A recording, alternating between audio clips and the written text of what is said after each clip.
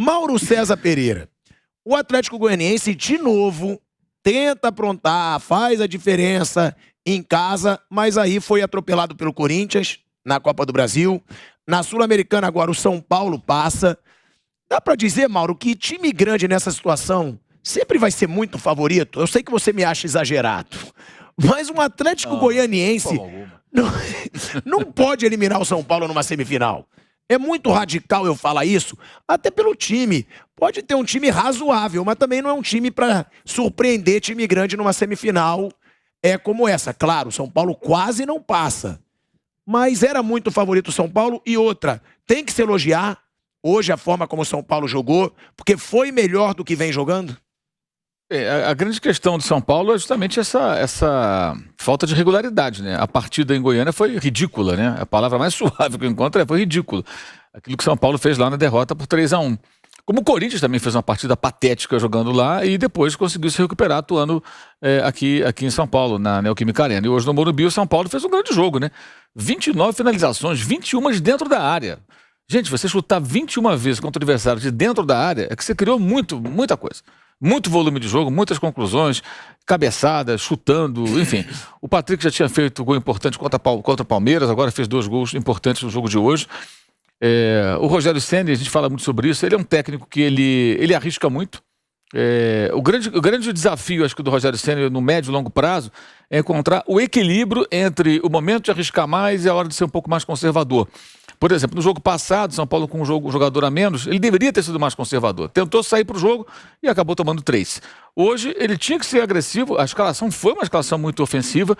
Né? Perdeu o Gabriel Neves contundido logo no começo do jogo. Teve que entrar o Pablo Maia, né? Que tem outra característica, né? mais marcador, mais pegador e tal. Mas, enfim. E o São Paulo criou situações, merecia ter vencido, na minha opinião, até por um placar maior. Acho que não era jogo para definir nos pênaltis, para o São Paulo ter levado no tempo normal. Não aconteceu, mas conseguiu uma merecida classificação nos pênaltis. A grande questão do São Paulo é essa. A gente não sabe o que o São Paulo vai fazer no próximo jogo. Ele oscila demais.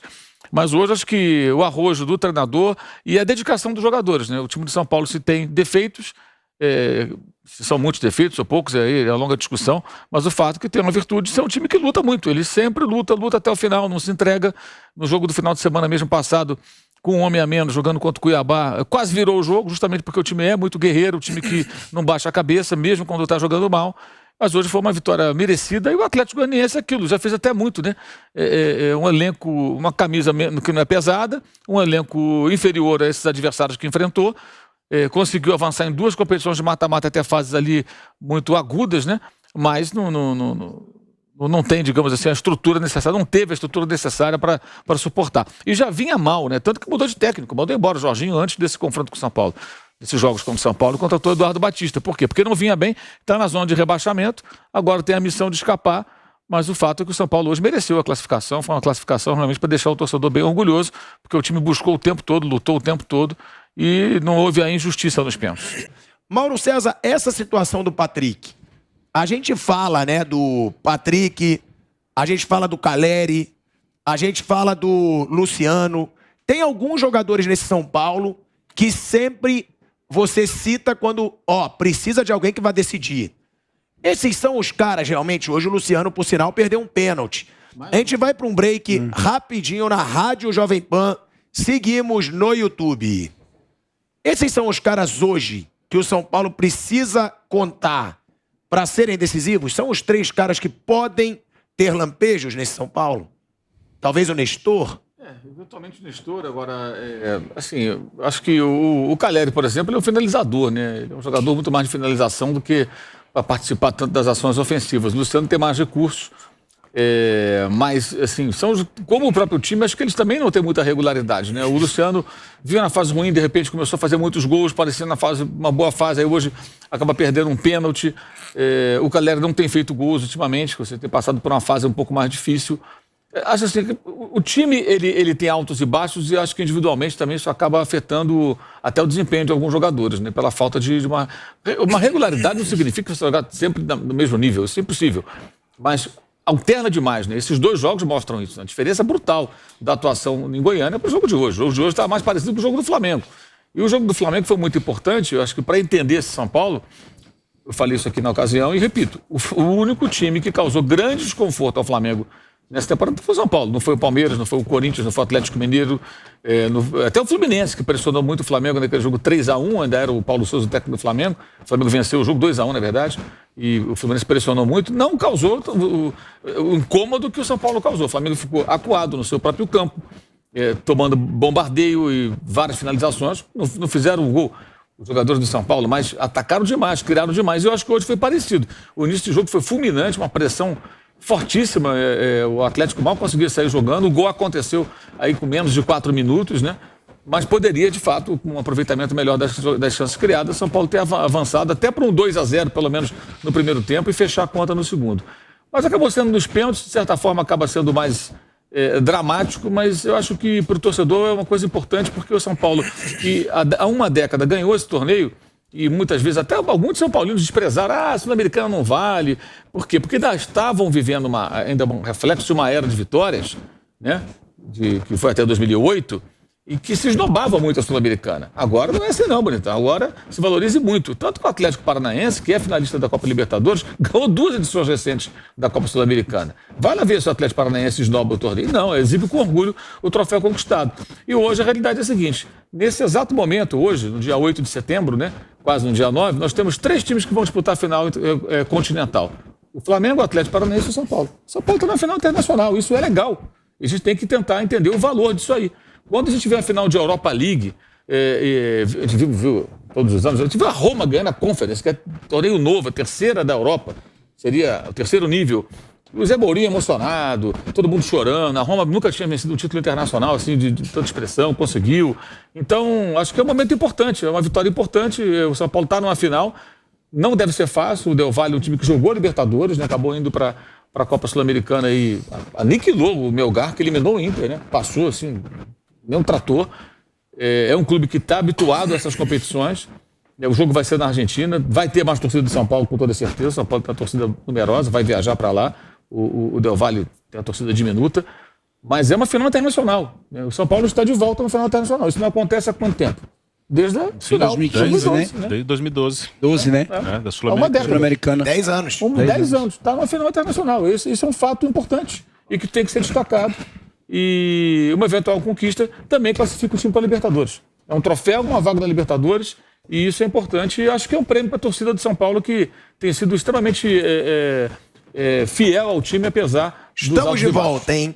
De volta à Rádio Jovem Pan, agora na rádio e no YouTube, e falando sobre essa importância do Rogério para essa cara de raça do São Paulo, né? De um time que corre, de um time que marca, de um time que não se entrega. Você mesmo, né, Mauro, faz sempre questão de deixar claro essa cara do São Paulo, que às vezes pode faltar qualidade, mas vontade a torcida não pode cobrar desse time do São Paulo, porque eles sempre entregam, né? Exato, né? E vai precisar disso nessa final, com toda certeza, né? Agora o São Paulo tem uma tarefa no Brasileiro, que é tentar pontuar um pouco mais, ficar numa posição um pouco mais tranquila, mais estável. A busca por uma vaga na Libertadores, ela perde a relevância se porventura o time for campeão da Copa Sul-Americana, ou seja, dá um jogo de voltar à Libertadores e um jogo de um título internacional depois de uma década.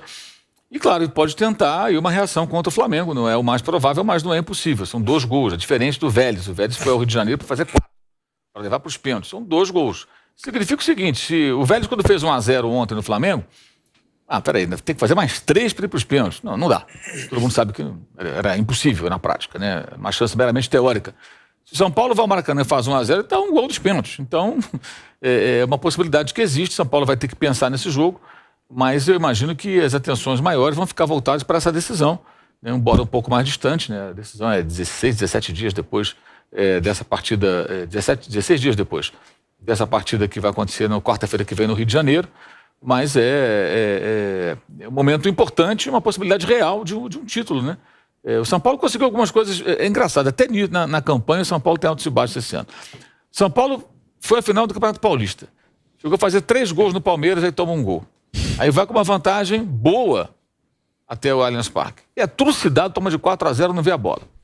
Aí o São Paulo joga contra o Palmeiras em casa e está ganhando de 1-0, toma 2 gols nos acréscimos, perde. Uma derrota histórica, essa aí sempre vai ser lembrada. Lembra aquela vez lá que o Palmeiras virou o jogo com 2 gols nos acréscimos? Porque isso não é normal, isso é raro. Aí vai lá e elimina o Palmeiras logo depois, ganha do Palmeiras, elimina da Copa do Brasil o Palmeiras. 3 dias depois, no mesmo Morumbi. Exato, 1-0, aí vai, e por conta dessa vitória... depois uma quinta. E por conta desse resultado de 1-0, que ele leva vantagem pro Allianz Parque e consegue a classificação. Aí tem reclamações e tudo, de arbitragem, não importa. O fato é que ele eliminou o Palmeiras. Aí vai e perde 3-1. O Atlético Goianiense consegue se recuperar. São muitos altos e baixos. Até na campanha e nos confrontos isso acontece. Mas teve momentos assim interessantes durante a temporada e agora tem essa possibilidade de um título. É uma final. É um título possível, né? Os títulos possíveis para o São Paulo na temporada seriam o Paulista, que ele deixou escapar depois de fazer uma vantagem. O Brasileiro muito difícil, a gente sabe disso desde o começo da temporada. Esse da Sul-Americana e a Copa do Brasil, dependendo do cruzamento. O enfrentamento com o Flamengo, evidentemente, tornou bem mais difícil, embora não seja impossível, tornou bem mais difícil. Se o Flamengo, de repente, tivesse sido eliminado lá atrás e tivesse outro adversário de um nível mais próximo, talvez o São Paulo pudesse até ter chances, talvez não, teria chances maiores de avançar à final, embora ainda as tenha. Mas é o título possível, hoje, o mais acessível, digamos, é a Sul-Americana, sem dúvida alguma, e essa classificação para a final tem um valor muito grande. Você vê o caso do Internacional, que esperava chegar e acabou ficando pelo caminho, perdendo a vaga para o Melgar, que foi atropelado pelo adversário do São Paulo na final, que vai ser o Independente Del Valle. Time que jogou a Libertadores na chave dos mineiros, né, do América e do Atlético. E acabou ficando em terceiro. O América foi o último colocado, foi para a Sul-Americana e conseguiu escalar a montanha para chegar até a decisão. Del Valle caiu fora da Libertadores porque o Atlético perdeu para o Tolima no Mineirão. Se o Atlético ganha do Tolima na última rodada do Mineirão, Del Valle estava na Libertadores.